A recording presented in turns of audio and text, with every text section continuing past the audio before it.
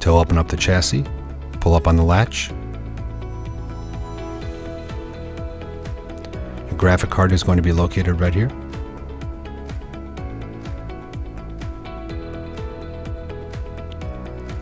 To remove the graphic card, release the latch.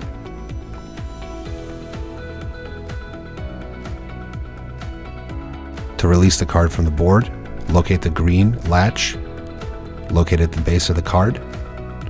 Pull the latch back and slide the card up.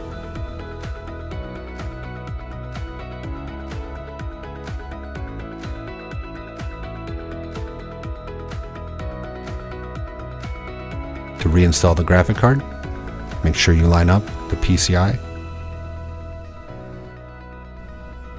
Push down evenly. Make sure the bracket lines up.